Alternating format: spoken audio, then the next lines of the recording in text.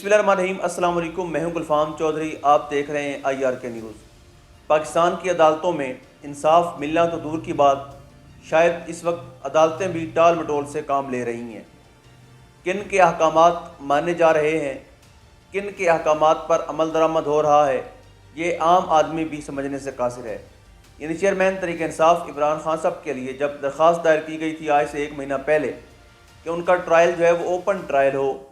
ان کا trial judicial complex اسلام آباد میں کروایا جائے تاکہ پوری قوم کے سامنے ہو کہ کیس کیا ہے اور کارروائی کیا ہے، اور اس میں جو وکلاء ہیں ان کو بھی آنے کی اجازت دی جائے۔ لیکن 1 ماہ کے بعد طویل تر بحث بھی ہوتی رہی، چیف جسٹس اسلام آباد ہائی کورٹ خود اس کو سماعت کرتے رہے، اور 1 مہینے کے بعد انہوں نے یہ فیصلہ دیا کہ چونکہ عمران خان صاحب نے کہا تھا، کب کہا تھا؟ جب وہ بری تھے، تب کہا تھا چونکہ کہ مجھے عدالتوں میں سیکیورٹی نہیں مل رہی، یعنی اس چیز کو بہانہ بنا کر ان کی اس کارروائی کو جو جیل کے اندر ہو رہا ہے ٹرائل، اس جیل ٹرائل کو جائز قرار دینے کے لیے چیف جسٹس اسلام آباد ہائی کورٹ نے اس چیز کا بہانہ بنایا جو بہت پہلے گزر چکی ہے۔ خیر، 1 مہینے کے بعد ہو گیا، جیل میں ٹرائل ہوا، اور وہاں پر انتہائی افسوسناک بات یہ ہے کہ سابق وزیر اعظم کو ایک پنجرے میں لایا جاتا ہے۔ یعنی آپ نے جوڈیشل کمپلیکس میں سماعت نہیں کروائی کہ سیکیورٹی رسک ہے، جب جیل کے اندر ٹرائل ہو رہا ہے تو وہاں پر پنجرے کے اندر لانے کا کوئی جواز نہیں بنتا۔ یہ صرف اور صرف سابق وزیر اعظم کی تذلیل کیے جانے کا ایک بہانہ ہے، ان کو نیچا دکھانے کے لیے یہ سب کچھ کیا جا رہا ہے۔ کس کی ایما پر کیا جا رہا ہے یہ وقت آنے میں پتہ چلے گا۔ برصورت آج بھی سائفر کیس کی سماعت تھی،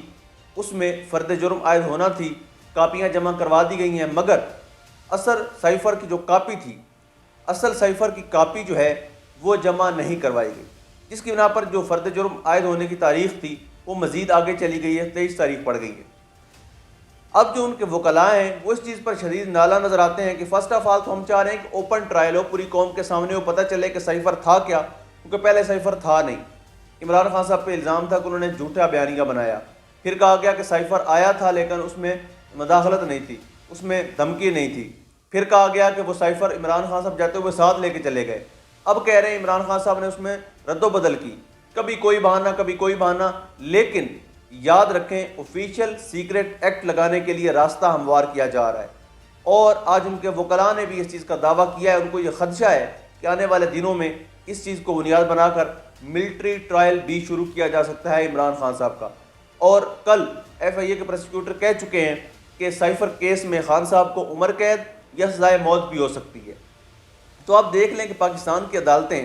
ایک ایسے کیس کو جو سرے سے بنتا ہی نہیں ہے، یعنی ایک بندہ 33 دن تک وزیر اعظم رہتا ہے، اس کے اوپر یہ کیس بنا دیا گیا ہے، لیکن جو 16 ماہ رہا ہے وزیر اعظم، جس کے پاس یہ سائفر موجود تھا، جو اس پہ نیشنل سیکیورٹی کی میٹنگ کرتا رہا ہے، یعنی ان کو پوچھنے والا ہی کوئی نہیں ہے۔ جس کے پاس ایک چیز 16 ماہ رہی ہے اس کو کوئی نہیں پوچھ رہا، لیکن اس سائفر کے آنے کے بعد جس کو فوری طور پہ اس پہ عمل درآمد کرتے ہوئے اپنے آقا کے حکم پہ رجیم چینج ہوتا ہے، اس کو ہٹا دیا جاتا ہے، اس کے اوپر سائفر کیس ڈال دیا گیا۔ یعنی یہ اس وقت پاکستان کی عدالتوں میں انصاف نہ صرف ہو رہا ہے بلکہ ہوتا نظر بھی آ رہا ہے۔ اب دیکھتے ہیں کہ اگلی اس کی سماعت پر کیا فیصلہ آتا ہے۔ اس کے بعد خبر شامل کریں کہ مریم نواز صاحبہ، جنہوں نے کل GC یونیورسٹی کے بچوں کو خود ہی پہ لیکچر دینا تھا، لیکن بہانہ بنایا گیا کہ چونکہ بارش کا موسم ہے تو اس لیے وہ نہیں جا رہی، لیکن حقیقت اس کے برعکس ہے۔ ہمارے سوشل میڈیا کے بہت سے دوستوں نے GC یونیورسٹی کا رخ کیا اور یہ جاننے کی کوشش کی کہ وجہ کیا ہے۔ ان کو جو وجہ سمجھ میں آئی کہ وہاں کے بچے، وہاں کی بچیاں، وہاں کے اسٹوڈنٹس مریم نواز صاحبہ کو سننے کو تیار نہیں تھے۔ انتظامیہ تک بھی یہ بات پہنچ چکی تھی، اور انتظامیہ کے ذریعے مریم نواز صاحبہ تک بھی یہ بات پہنچ چکی تھی کہ بچے آپ کو سننے کے موڈ میں نہیں ہیں، نعرے بھی لگ سکتے ہیں، جو پورے پاکستان کی عوام کے زبان پر نعرہ ہے وہ نعرہ بھی لگ سکتا ہے، اس کے علاوہ کویسچن بھی اٹھ سکتے ہیں۔ اور آپ کو پتہ ہے کہ شریف خاندان کویسچن سننے میں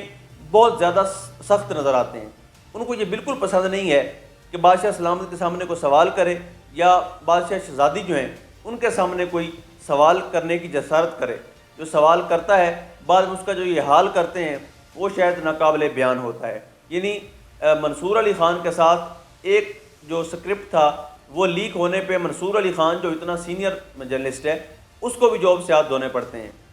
اعظم چودھری صاحب ایک سوال کرنے کی جسارت کرتے ہیں تو ان کو نوکری سے ہٹا دیا جاتا ہے۔ اس خاندان کے سامنے کویسچن کرنا بہت مشکل کام ہے، اس لیے اس دورے کو ملتوی کیا گیا۔ اور ساتھ ہی ساتھ اس وقت ایک اور بے شرمی، ڈھٹائی اور جو کی ایک مثال ملتی ہے جو نگران حکومت کر رہی ہے کہ نگران حکومت کا کام شفاف الیکشن کروانا ہے۔ یعنی پاکستان کی عدالتوں سے سزا یافتہ مجرم مفرور بگوڑا یہاں سے 50 روپے کے اسٹامپ پیپر بیٹھ گیا تھا اور پاکستان کے جوڈیشل سسٹم کو چیلنج کر کے گیا تھا،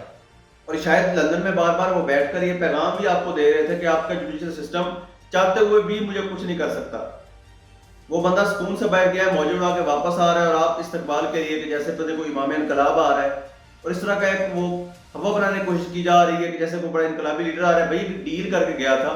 اور ڈیل کر کے واپس آ رہا ہے۔ اور مسلم لیگ نون کی یہ تاریخ رہی ہے کہ ہمیشہ سے انہوں نے ڈیل کے ذریعے سے جو ہے وہ اقتدار لیا ہے، اور جب بھی ان کو کک آؤٹ کیا گیا اقتدار سے، انہوں نے ہمیشہ کی طرح ڈیل کی اور ملک سے فرار ہوئے۔ یہ بہادری، دلیری عمران خان سے ان کو سیکھنی چاہیے، جس کے اوپر 200 زائد مقدمات ہیں۔ آج اس پہ ہر طرح کا پریشر ہے، اس کی پارٹی اس کو چھوڑ کے جا رہی ہے۔ ابھی جو فروخت بی پریس کانفرنس آئی ہے اس نے تو کسر ہی کوئی نہیں چھوڑی۔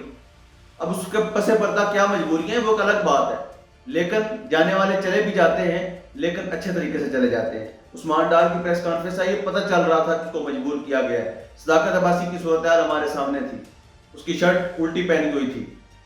منہ پہ نشان نظر آ رہے تھے۔ یعنی پتہ چل جاتا ہے کون مجبوری میں جا رہا ہے اور کون ہے جو اپنے مفادات کے تحفظ کے لیے کسی اور پارٹی کا انتخاب کر رہا ہے۔ یہ بڑا کلیئر نظر آ جاتا ہے،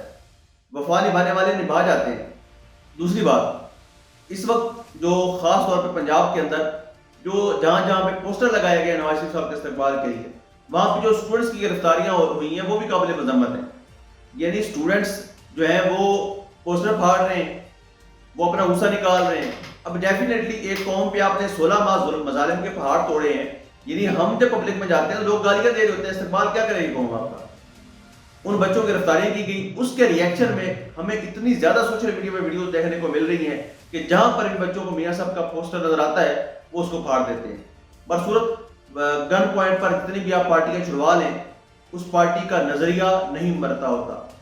اس پارٹی کا نظریہ مزید مضبوطی پکڑتا ہے۔ عمران خان کو اب جتنی بار گرانے کی کوشش کر رہے ہیں وہ اتنا زیادہ اٹھ رہا ہے۔ اور یاد رکھیں، جو پارٹیاں چھوڑ کر جا رہے ہیں جن کے اوپر مشکلات آ رہی ہیں، لیکن ایک شخص مرد مجاہد آپ کو بار بار یاد آئے گا کہ ہر کوئی عمران ریاض خان نہیں ہو سکتا جو ہر طرح کے مظالم برداشت کرے۔ 140 دن کی قید، فزیکلی ٹارچر، مینٹلی ٹارچر، ان کی جو حالت تھی جب وہ سامنے آئے ہمارے سامنے، لیکن وہ کسی کے خلاف وعدہ معاف گواہ نہیں بنے،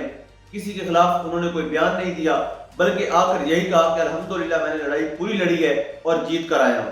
پاکستان کو ایسے بیٹوں کی ضرورت ہے جو پاکستان کی آن کے لیے، پاکستان کی شان کے لیے، پاکستان کی بقا کے لیے، پاکستان کی بہتری کے لیے کل بھی کام کرتے تھے، آج بھی کر رہے ہیں، اور اتنے سارے مظالم برداشت کرنے کے بعد بھی وہ اس چیز سے پیچھے ہٹنے کو تیار نہیں ہے۔ وہ اب بھی پاکستان کے لیے سوچتے ہیں، پاکستان کے لیے ان کا دل دھڑکتا ہے۔ وہ جب بولتے ہیں پاکستان زندہ باد بولتے ہیں، وہ جب بولتے ہیں پاکستان کی بہتری کے لیے بولتے ہیں، جب سوچتے ہیں پاکستان کی بہتری کے لیے سوچتے ہیں۔